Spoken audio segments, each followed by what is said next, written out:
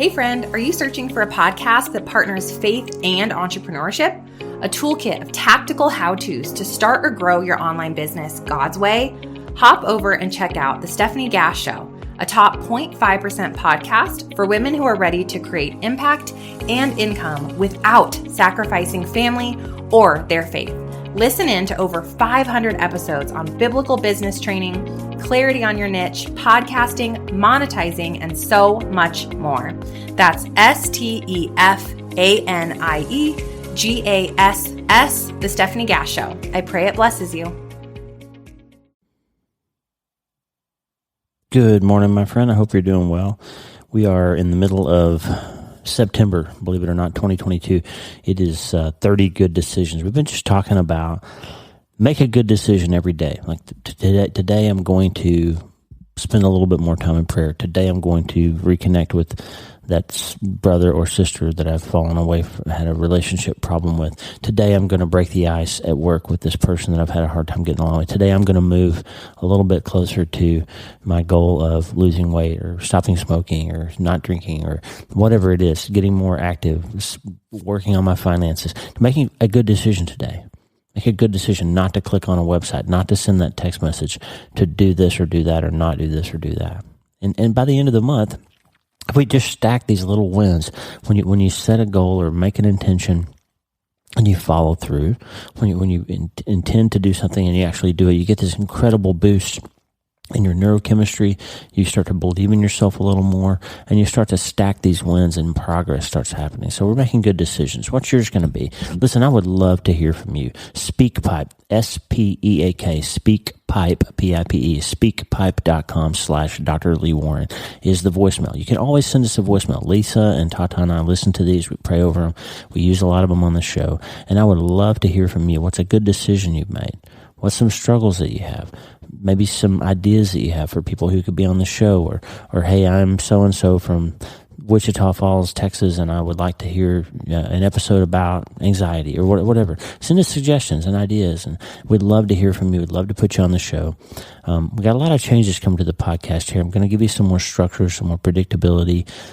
We kind of started calling these episodes the last few days season 6 just because I'm kind of obsessive compulsive. When we get to 100 episodes, I like to start the new season.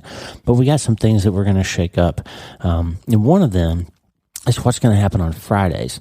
So not every Friday, but when I have a special guest on the podcast, I love to interview people who have great stories, or people who have overcome great adversity, or people who have accomplished tremendous things, or written books that have moved me personally in different ways. And now that the podcast has kind of gotten some traction, and especially after the Christian Book Award, I got a little bit of notice within the Christian publishing industry. And for the first time, publishers started reaching out to me to say, hey, we've got this particular author that we think would be a great fit for your show. And that's where I met Jared Stevens and Mitchell Lee and all these books that we've had featured on the show. And we've had some great guests that have come out of that. And so when I have a conversation with someone, we're going to play those. We're going to tend to play those on Fridays. So we're going to have Friday conversations. So this idea that I had to sort of feature these conversations on Fridays, if we don't have a guest for that day, I may bring you back an old one, or we may talk about something completely different on Fridays. But when we have a conversation, we're going to play them on Fridays, unless there's a really compelling reason to do them on a different day, like Dr. Daniel Amen for Mind Change Monday 2 weeks ago. So today I thought, as we get started with this idea of Friday conversations, the one that's probably moved me and influenced me the most over the years is my all-time favorite and most influential Christian writer, Philip Yancey. And if you haven't listened to the podcast for very long, or if you're pretty new around here, especially if you don't really read Christian literature, Philip Yancey is probably, well, I shouldn't say probably, without really hyperbole, Philip Yancey is probably more responsible. I said it again. Probably. Philip Yancey is more responsible for Lee Warren's rebuilt and resurrected Christian faith than anybody else on the planet Earth. I had some struggles intellectually and theologically with some of the things that I grew up believing, that when I smashed into life, they didn't quite work. And fortunately, I had a great upbringing by parents who taught me to seek the Word of God and try to find answers in the Word. And so I found my way through the word and prayer and search and struggle and kindness and mercy of our Savior. I found my way back to faith, but along the way, I found Philip Yancey's writings. And Philip Yancey's writings really kind of turned me back around. And then later in life, when I started writing my own books, through a series of incredible events that could only be described as God-ordained interventions, Philip read one of my books and ultimately opened the door for me to be introduced to his agent, Kathy Helmers, who became my agent and ultimately led to the publication of my first book, No Place to Hide. He's endorsed. He wrote the afterword to I've Seen the End of You. And Philip Yancey's just become a real friend and an incredible mentor and guide for me. And so it would be appropriate to bring you back my very first conversation on the podcast from way back in 2015 with Philip Yancey, the first time we ever spoke together that was recorded and released way back on the old You Start Today podcast. And it's a conversation worth listening to. Philip has an unbelievable story. And I'm going to bring you, I think, all of the conversations that I've had with Philip in the coming weeks. We'll have Friday conversations with Philip Yancey just to reintroduce you to him. And if you've never read Philip Yancey, I would start with What's So Amazing About Grace and The Jesus I Never Knew. Friend, trust me, if you've never read those two books, you really need to take a look at them. They will make an impact in your life. If you are a long-time Christian and you maybe feel you need to go deeper, you want to go more all in with him, those two books will get you started. Philip Yancey's not easy to read. He's not superficial. It's not 5 steps to a brand new faith or any of that stuff. It's not catchy tweets or any of those things. It's deep, personal, intimate exploration of who Jesus really is, what this life is all about, and the alternatives of having faith or not. And Philip's work has been monumental in my life, and I think it'll be helpful to you. So without further ado, we're going to get into the very first conversation I ever had with Philip Yancey on the podcast back in 2015. I called it Get That Lined Up because of something he says during this episode. I think it'll be beneficial to you. Later this month, I already have 3 new conversations scheduled with different writers who are incredible, and I'm so excited to bring you several amazing Friday conversations in coming weeks, and then hopefully this will be something that goes on and on. We've had several people write in lately with ideas of new people that I don't know and aren't connected to that we may be able to eventually connect with and bring on the podcast. And so I don't want to blow too many surprises for you, but we have a lot of amazing Friday conversations coming up. I hope you enjoy it. Let me hear from you. Speakpipe.com/Dr. Lee Warren. Don't forget the newsletter. drleewarren.substack.com. We're going to be moving the podcast away from Podbean and onto Substack soon. There's reasons for that we'll talk about later. The most important reason for that is that Podbean is running advertisements on the podcast that I wasn't aware of, and some of them don't really line up with what my podcast is about or who I am or what we represent. And so I feel like it's time to gain more control back on my show, and we're going to move away onto Substack where I have total control over what happens with my show and make sure that no advertisements are running when I'm all about telling you every time that there's no ads and then I find out they're actually running ads on the show in some parts of the world. So without further ado, this Friday conversation, my friend, is very powerful and moving. It will help you make a good decision. Maybe a good decision you could make is to pick up a Philip Yancey book for the first time. We got to go back to surgery today, Damon and I, for the 4th day this week and 4 weeks in a row having to operate on Friday or Saturday. It's just been a really busy time. Sometimes you need to press pause and reconnect with your faith and your spirit and kind of rebuild yourself. And Philip Yancey will help you do that. And I think it's a great Friday conversation to start this series. We love you. Don't forget the newsletter, Substack, drleewarren.substack.com, and the prayer wall is always there for you, wleewarrenmd.com/prayer, my friend. Make a decision. Check it out with Philip Yancey today. And don't forget, you can't change your life until you change your mind, and you get to start today. Today, I want to bring you an interview that I did with my spiritual mentor and my favorite, one of my very favorite writers, Philip Yancey. The man needs no introduction. He's won the numerous Christian book awards. He's a New York Times bestseller. He's sold, I don't know how many, 30 or 40 million books. But he just writes, his writing circles around pain and hope, and it always lands on hope and points you towards the faith and hope that can be found in Jesus. And back in 2015, I had Philip on the podcast for the first time. And we just talked about some deep things that I just feel led this morning to bring back to you. This episode has not been online and available for a while. And normally those old You Start Today episodes are only available for the patrons. But this one's a 40-something minute interview, conversation really, that I had with Philip way back in 2015. And the reason I'm bringing it to you is Philip's coming back on the show. He and I are going to record our conversation next week, on June 4th, actually, to talk about a couple of books of his that are coming out, that have recently come out or will soon be coming out. One that he released during the pandemic, he went back and really did an amazing work of working through John Donne's work. And he released a book called A Companion in Crisis, a modern paraphrase of John Donne's devotions. He graciously sent Lisa and I an advanced copy of that. And we're going to talk about how to find some peace and hope in the moment that you're in by going back and seeing how people have handled hard things in the past. And John Donne has done that really well with a little book that he wrote 4 centuries ago, and Philip brought that back to us in a modern way. And then Zondervan is re-releasing in a slightly altered format the book that really, one of the 2 books that really changed my life and saved my faith back in the 90s, which was Philip's originally titled book, What's So Amazing About Grace. It's going to be re-released by Zondervan in a shortened form for modern readers, and I think it's so important, and I'm so excited that they're bringing it back, and it's going to be called The Scandal of Forgiveness.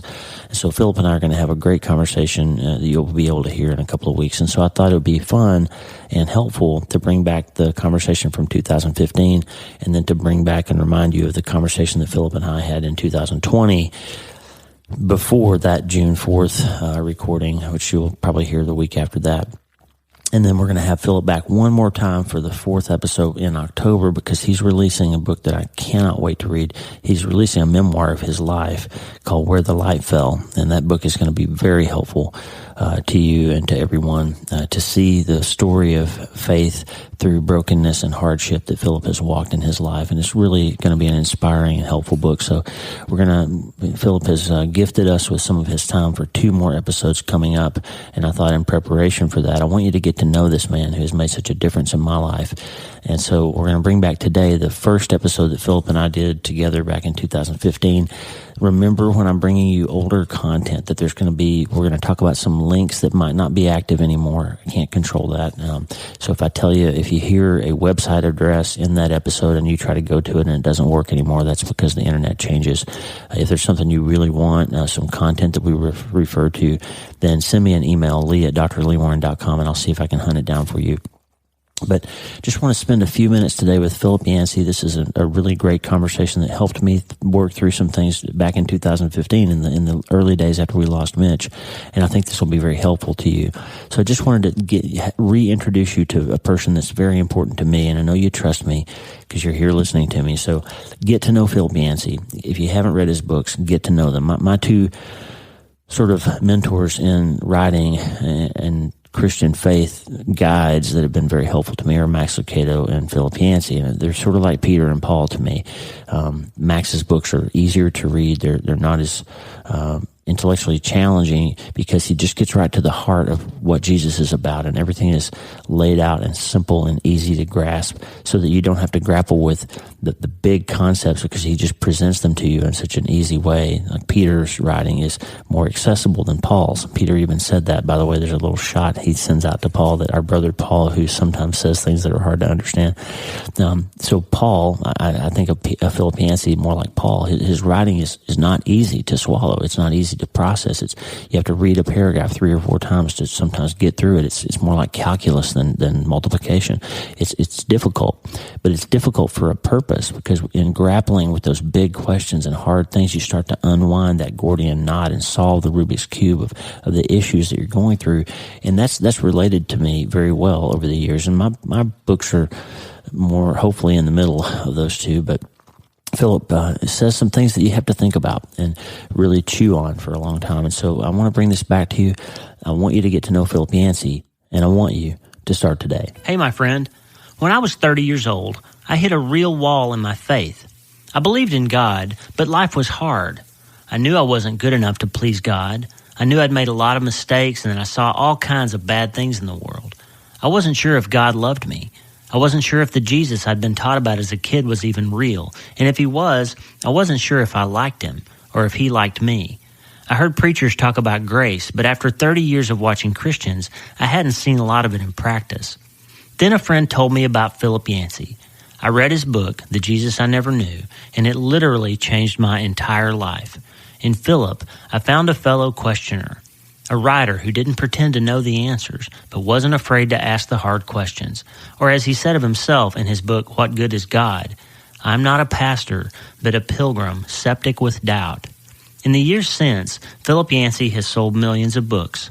He's won awards, traveled and spoken around the world, and kept asking questions. But he took the time to answer an email I sent him a few years ago, and we became friends. He even wrote the afterword to my book, No Place to Hide. I'm so excited to introduce you today to my spiritual mentor, my friend and fellow pilgrim, Philip Yancey. Hi, Philip. Welcome to You Start Today. Well, thank you very much, Lee. It's great to have you, but before we get going, I have one question for you. Okay. Are you ready to start today? I'm ready to start. Hey, are you ready to change your life? If the answer is yes, there's only one rule. You have to change your mind first. And my friend, there's a place where the neuroscience of how your mind works smashes together with faith and everything starts to make sense. That place is called self-brain surgery. You can learn it, and it will help you become healthier, feel better, and be happier. And the good news is, you can start today. Thanks, Lisa. Hey, so glad to have you listening today. I'm Dr. Lee Warren, and I live in Nebraska in the United States of America with my incredible wife, Lisa, my father-in-law, Tata, and the super pups, Harvey and Lewis. I'm a neurosurgeon and an author, and I'm here to help you harness neuroscience, the power of your brain, faith, the power of your spirit, and good old common sense to help you lead a healthier, better, happier life. Listen, friend, you can't change your life until you change your mind, and I'm here to help you learn the art of self-brain surgery. To get it done, you can get the show notes and more at drleewarren.podbean.com. That's drleewarren.podbean.com, and if you like the show, please subscribe so you never miss an episode, and tell your friends about it. If you tell 2 or 3 friends this podcast was helpful to you, imagine how much good we can all do around the world together. I'm Dr. Lee Warren, and I'm here to help you change your mind so you can change your life. Let's get after it. Philip Yancey is a native of Atlanta, Georgia. He earned graduate degrees in communications and English from Wheaton College and the University of Chicago. He joined the staff of Campus Life magazine in 1971 and worked there for 10 years as editor and then publisher. Then Philip became a full-time writer, initially working as a journalist for publications like Reader's Digest, National Wildlife, Christian Century, and the Reformed Journal. For many years, he wrote a monthly column for Christianity Today magazine, and he still serves there as editor-at-large. He's written over 25 books. The books have won 13 Gold Medallion Awards from the Christian Publishers Association and have sold more than 15 million copies in English, among other 35-some-odd languages in the world. Christian bookstore managers selected The Jesus I Never Knew as the 1996 Book of the Year, and What's So Amazing About Grace received the same award in 1998. His most recent books are The Question That Never Goes Away and Vanishing Grace, Whatever Happened to the Good News.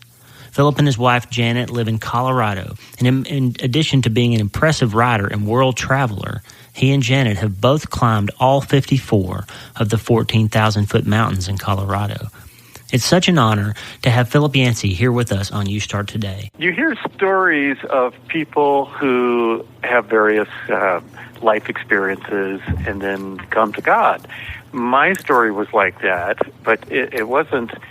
I was an alcoholic, and then I came to God, or I was a drug addict, and then I came to God. I got converted from a really lousy church. Wow. I call it a toxic church, and it was, you're in Alabama, I know, and yeah. I grew up in the neighboring state, Georgia, and it was one of those angry, narrow-minded, fundamentalist churches that thought everybody was going to hell, and that was racist, and I grew up in that crowd, and came away from that with kind of an allergy against religion, wow. against faith, against God. And then various things happened to show me a different way. And ever since, as a writer, I've had the privilege, and I really do consider it a privilege, to go back, pick up parts of my past, kind of scrub them off, figure out what is worth keeping and what is not. And that's what I do in my books. So most of my books, not all of them, but most of them have been very faith-oriented about questions that most of us ask at one time or another. Why does God allow terrible things to happen? Does prayer really make a difference? Those kinds of questions. And we all ask them. I'm privileged because I get to spend full time thinking about them, researching them, and then trying to come up with some answers for myself first that may possibly help somebody else along the way. Wow, and you've done that. I mean, over the course of your career, your books have asked kind of hard questions. They're not fluffy books. They're not easy to read sometimes, but they made a huge difference in my life. I've shared with the listeners how your writing, especially What's So Amazing About Grace, really kind of saved me from a similar church background, and I thank you for that. Now, tell us a little bit about the kind of the work that you're doing now, about your most recent book, and kind of what's in the future for you. The most recent book really relates to what I've been talking about. It's called Vanishing Grace, Whatever Happened to the Good News. And surveys have found that there's been a dramatic decline in how people view Christians. If you do polls among, we'll call them outsiders, that's what the pollsters often do. People who, when you ask them, what is your religious affiliation? Are you Baptist, Presbyterian, Methodist, or something else, Muslim, Hindu, whatever? These people would check none. And not that long ago, in 1996, about 85% of the people who checked none, I don't have any religion, still had a positive impression of Christians. 85%, the overwhelming majority.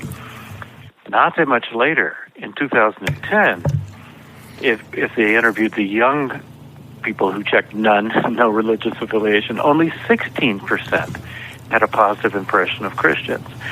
And I have found in my own kind of informal surveys, when people ask me, what do you do for a living, sitting next to me on an airplane and I start talking, I have found that the church may be as likely to turn someone away from God as to attract a person to God. And that's a problem for me. It's the one I understand because I grew up in one of those churches. But I wanted to find out what's happened, especially recently, to turn people away, and then to step back and ask myself, okay, what we believe, is it really good news? Do we have some good news to offer the world? And that's the subject of this recent book. Wow. Now, outside of the place of sitting and writing and telling other people things that you think, like in your real life, if you will, like what struggles and difficulties have you had to overcome in your life, and how do you deal with those things in your life? Hey friend, are you searching for a podcast that partners faith and entrepreneurship? A toolkit of tactical how-tos to start or grow your online business God's way? Hop over and check out The Stephanie Gass Show, a top 0.5% podcast for women who are ready to create impact and income without sacrificing family or their faith. Listen in to over 500 episodes on biblical business training, clarity on your niche, podcasting, monetizing, and so much more. That's STEFANIEGASS, The Stephanie Gass Show. I pray it blesses you. Oh, a lot of them relate to family. I came from rather unhealthy family. It's great for a memoir writer because you got wonderful material. That's right. You got a lot of very strange characters. I started looking for books in the library that were memoirs, stories of Southern dysfunctional religious families, and it's almost a redundant phrase, because there are a lot of them out there, and half of my family is that, and the other half is another crew entirely. They're based in Philadelphia. So overcoming some of the strands that still encircled me from childhood, and then as some of my relatives have aged, working with them. And then also, Lee, because I have written about pain and disappointment, and the very first book I wrote actually was a book called Where is God When It Hurts? Right. As a result, I've been called to speak in different places, pretty tough places like Virginia Tech after the shootings there. And Mumbai, India. We just happened to be in Mumbai, India that night. I was scheduled to speak. And then the bombings happened, the Taj Mahal Hotel. 175 people were killed. And much like September 11 here, the whole nation was in a state of shock. And I was asked to speak again that night. Wow. And then probably the most recent one was in Newtown, Connecticut, December of 2012. Very horrific scene, as we know, and just a tough speaking assignment. But I guess I believe that if my faith means anything, it's got to be able to speak to moments like that, and I've learned that it does. Wow! So you've really been surrounded and immersed in the common question that we all hear of why does God let things like that happen? Like how do you address that question when somebody asks you that? Well, I don't try to answer the why question because I don't think God has tried to answer the why question. Right. I don't see a good explanation of it in the Bible. But I do have a good sense of how God feels. It's almost instinctive when something bad happens to think, well, I did something wrong, or God is against me, God is causing this. Right. And I'm strongly against that. As I've studied every situation in the Bible where someone was suffering, I just don't see that. In fact, when people like the Pharisees or Jesus' disciples try to come up with a theory like that, Jesus would always contradict them. He would say it's not something he did wrong, it's not something his parents did wrong. Right. And yet he wouldn't fill in, here's why it happened. And yet we do know how God feels, because we who are Christians believe that Jesus gives us the very best clue into how God feels, and just follow Jesus around and see how he handles a widow who's lost her only son, or even a Roman soldier whose servant fell ill. What I like to say is, if you think we're upset by some of the things that happen in this world, God is far more upset. And God is on our side. He's on the side of the sufferer, and he plans to do something about it. He's not doing something about it in a dramatic way every time a bad thing happens, but first through the church, those of us who are here, bringing comfort, the God of all comfort, the phrase I love from 1 Corinthians, bringing that comfort to other people. And then we also believe that God's not finished with this planet. He's not happy with it, not satisfied, and he has some major renovation work to do in the future. And I don't know what it's going to look like, but my hope is based on that. We happen to be talking right before the Easter season, and that's the paradigm that we hope will apply to the whole universe. What happened to Jesus was a very sad, tragic, terrible thing, but we now look back on it as Good Friday, right? because God can take anything that happens and somehow work out of it something good. That's right. Now, how do you explain, Philip, how one person experiences tragedy and draws closer to God, and another person experiences similar tragedy and their faith is destroyed? How do you see that happening in different lives, and how do you speak to that when you see it happening? That is a true mystery, isn't it? I remember reading a book where someone explored that very question of people who had survived the Holocaust. So they had all been in the death camps, concentration camps, but they were liberated by the Allies.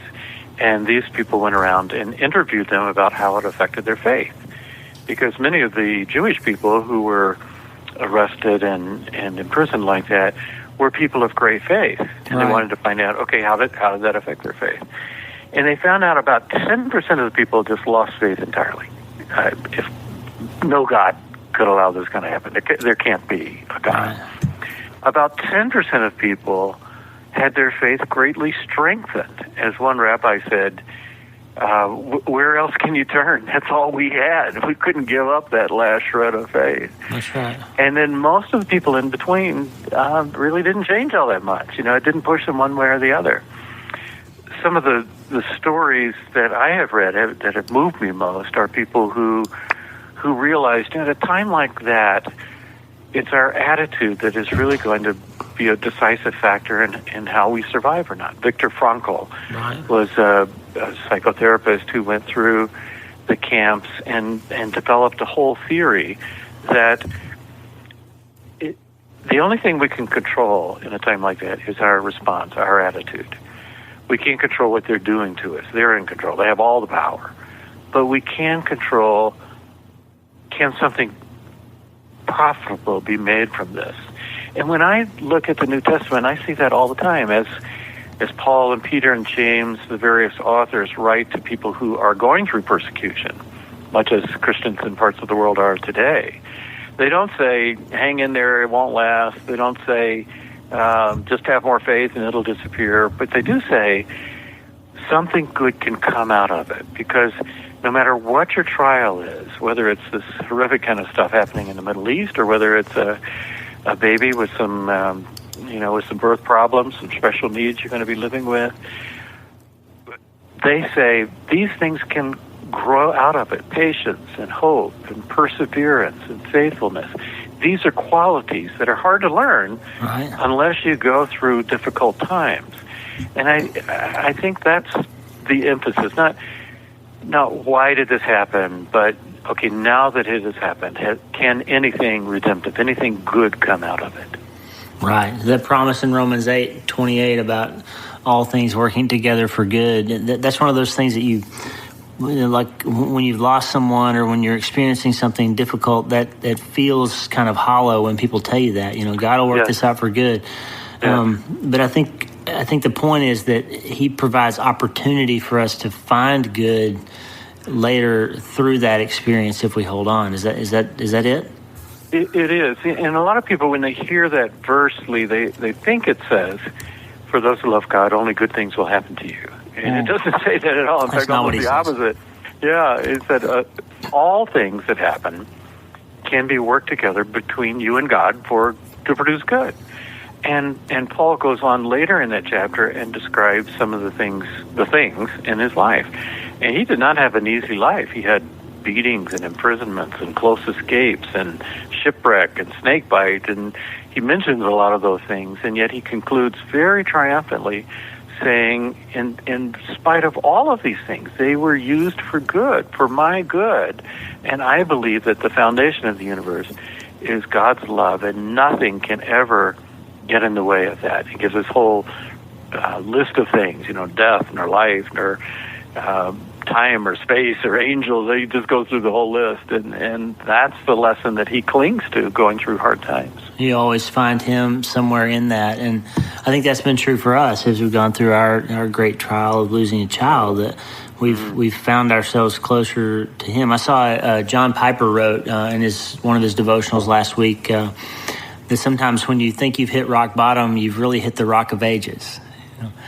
That's good. And I like that line. So, hey, in the listeners of this podcast, we talk a lot about this idea of starting today. When you come to some point in your life when you realize that you can't change what's already happened, you can't be defined by it anymore, you can't let it hold you back anymore, and you can't count on what might happen tomorrow, but you can do something today. Like when you hit that moment in your life, that's what we call a kind of a you start today moment. So have you had one of those in your life? Is there some place where you came to where something had to give, something had to change, or you felt called to do something different? And explain that to me.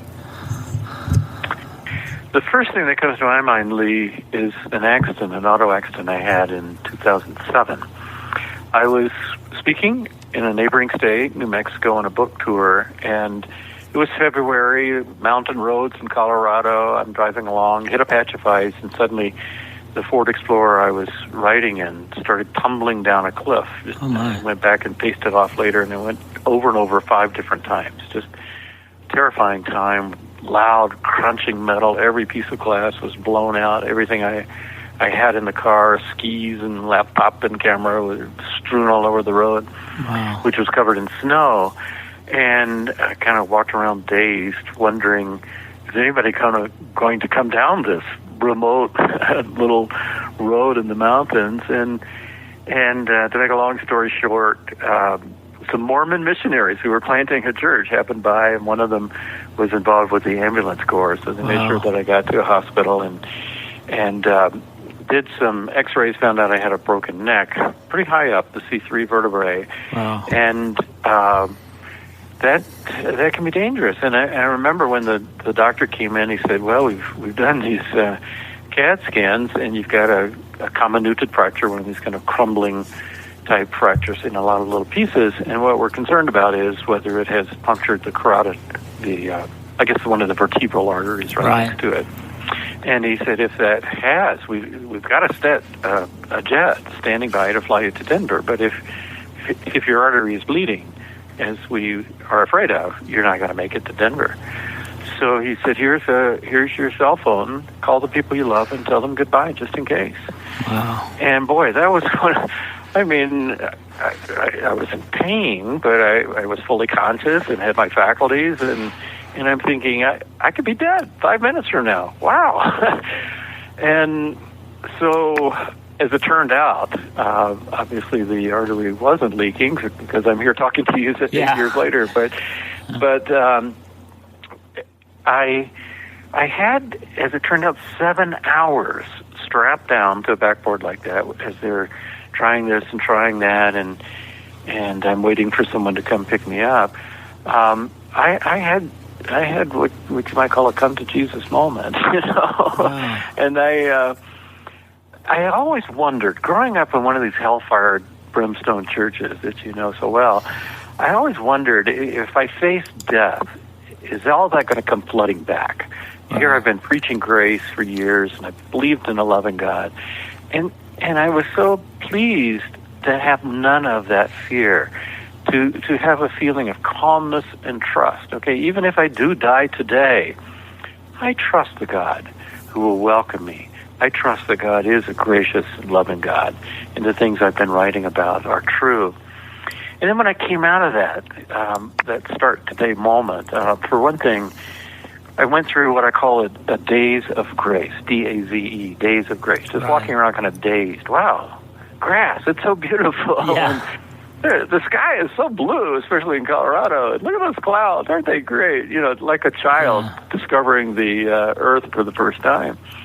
And some of the things that I thought were such huge problems that I struggle with all the time, issues in my marriage, for example, that I thought we're never going to get through these. We'll stick together, but, you know, kind of grim-faced.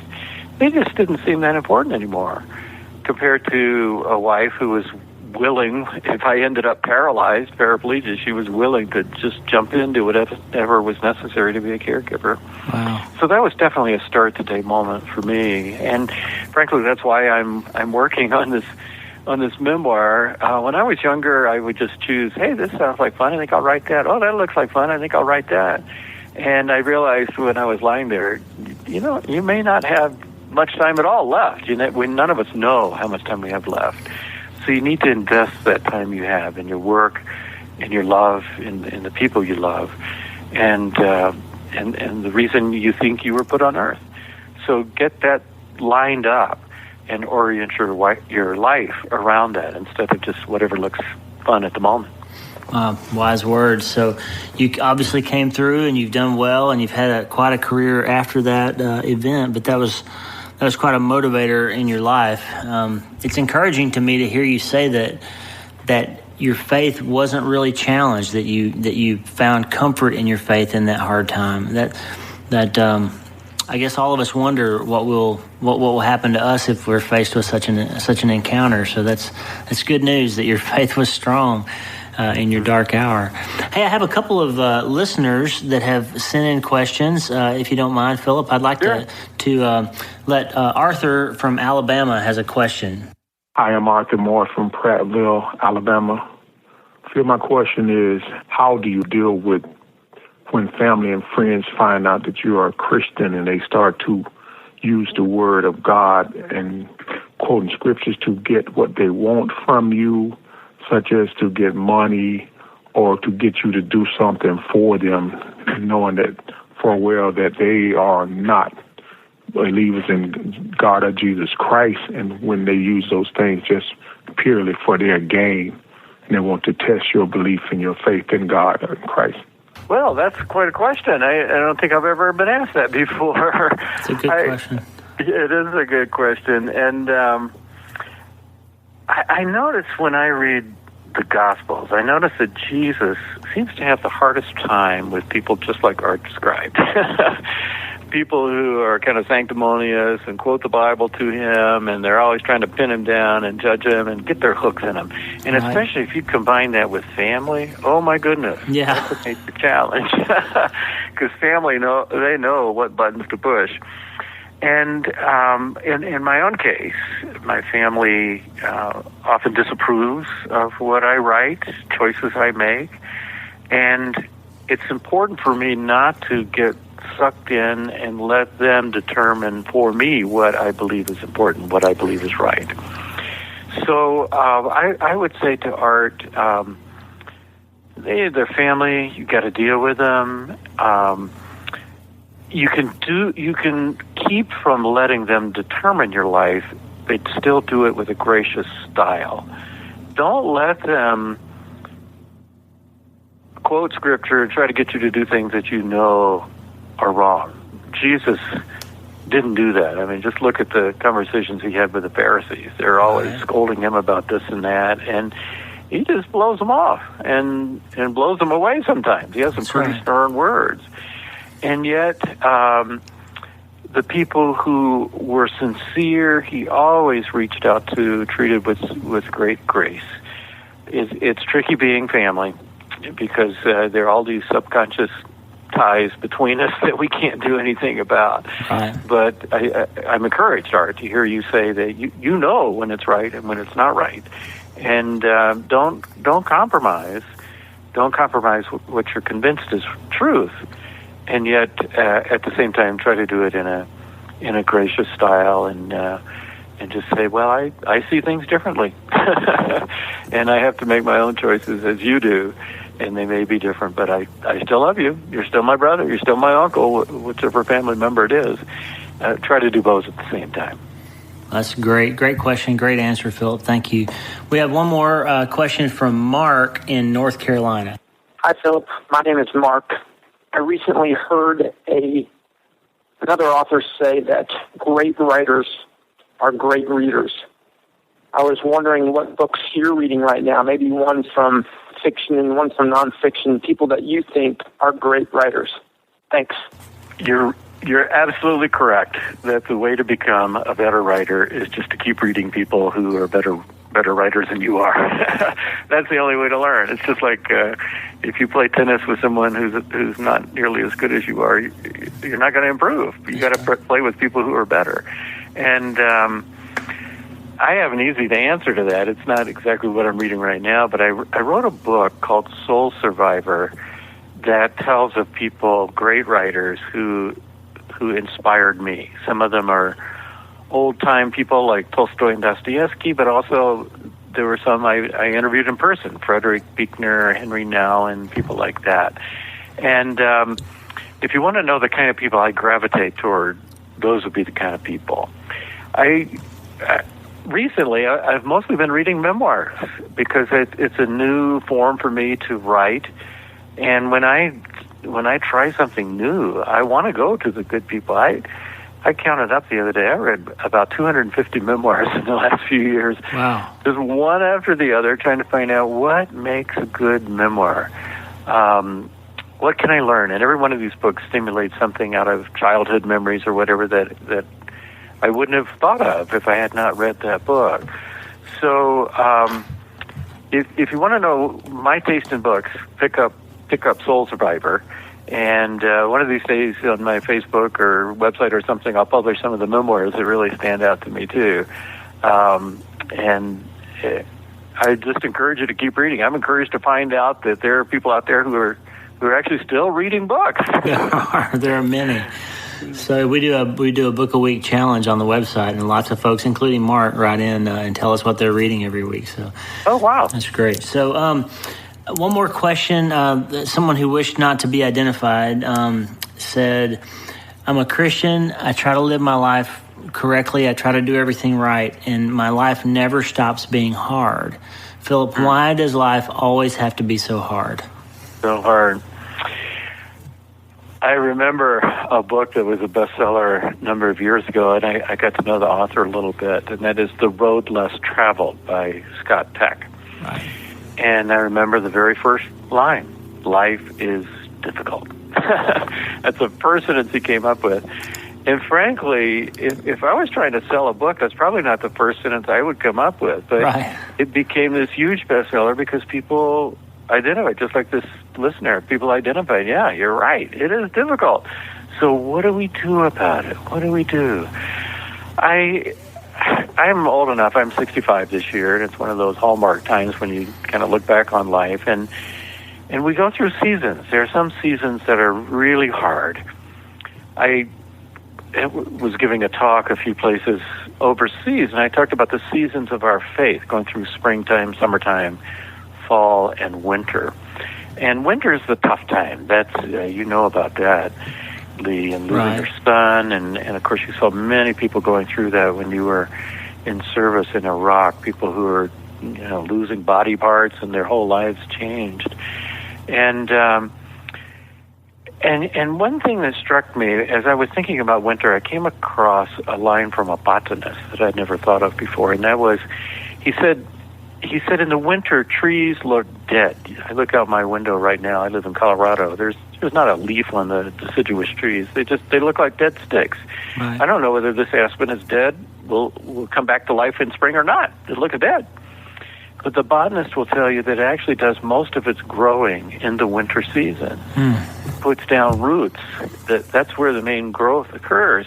And if it doesn't happen, then it won't come back to life in springtime.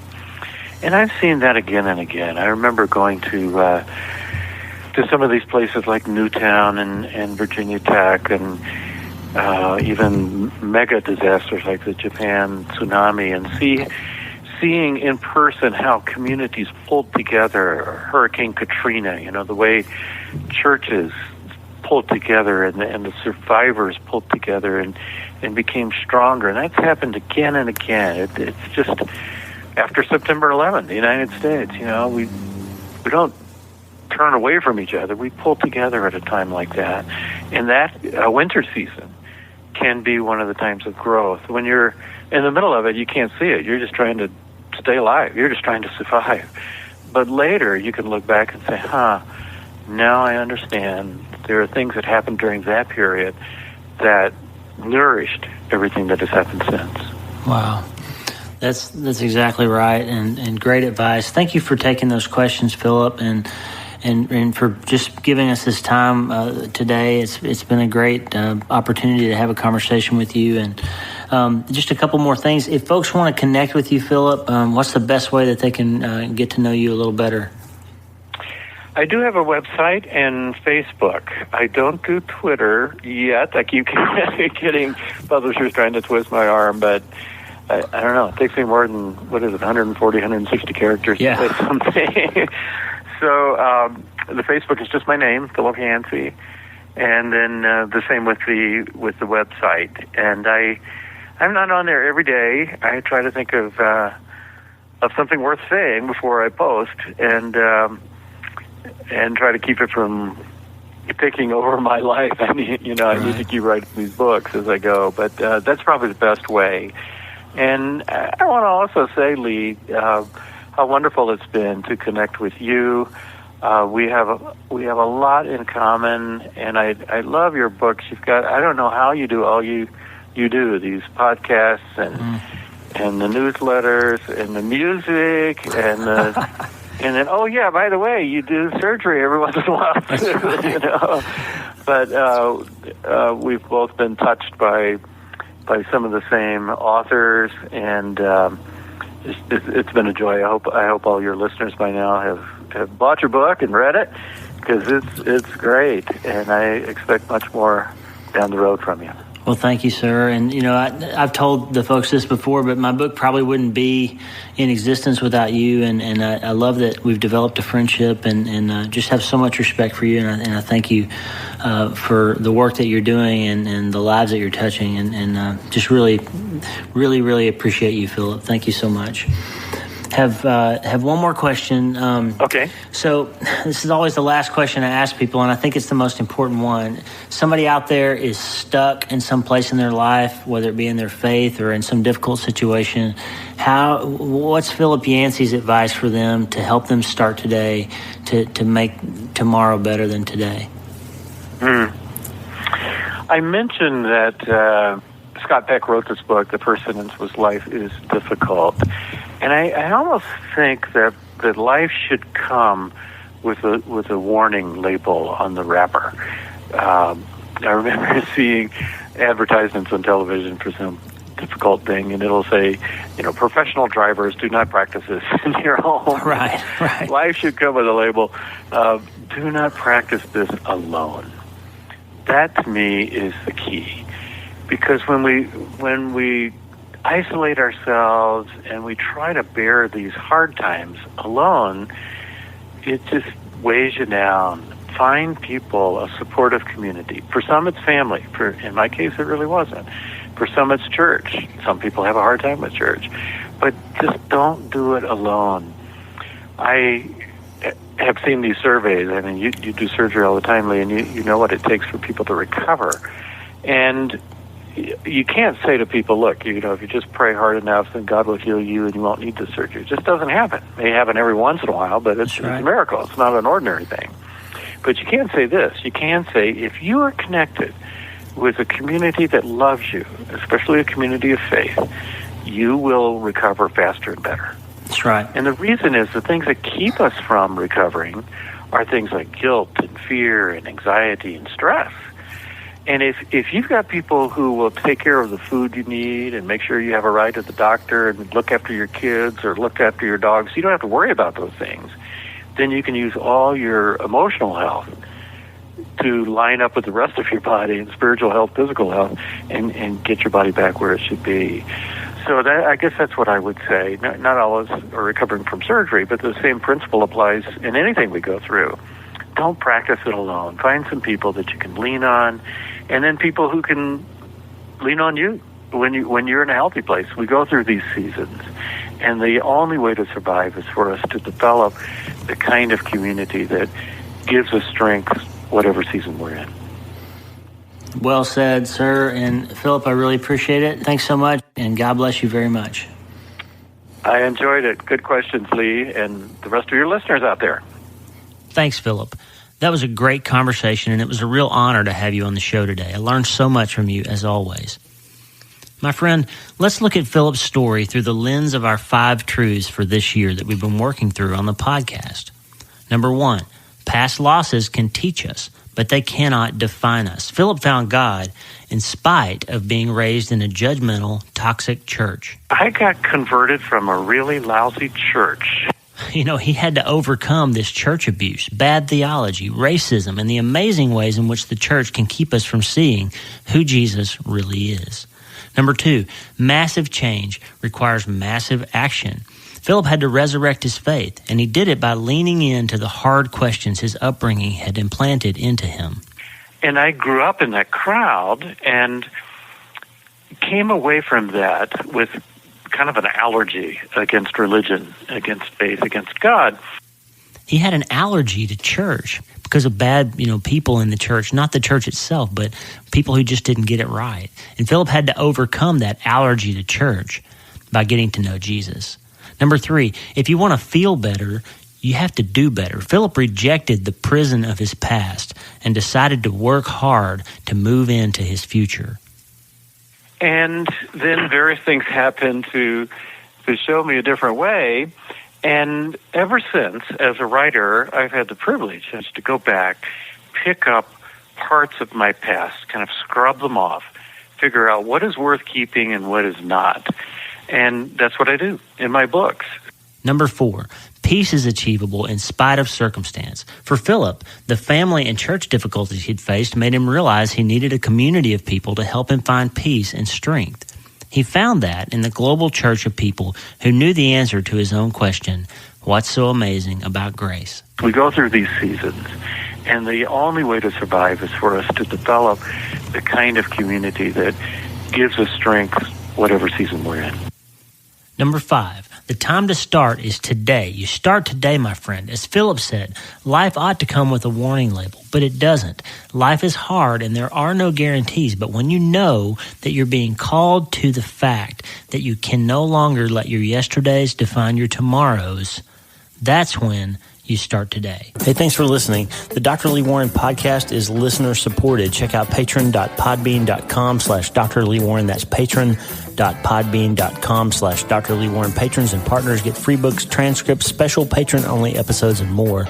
And partners like you allow us to stay ad-free and keep growing. Please subscribe to the show so you automatically get every episode. And if you like the show, you'll love my weekly letter. Check out my writing at drleewarren.substack.com, drleewarren.substack.com. Get the free newsletter every week for my best prescriptions for becoming healthier, feeling better, and being happier through the power of faith and neuroscience smashing together via self-brain surgery. drleewarren.substack.com. And if you need prayer, go to the prayer wall at wleewarrenmd.com/prayer. The theme music for the show is Make Us One by Tommy Walker, graciously provided for free by the great folks over at TommyWalkerMinistries.org. Check it out and consider supporting them.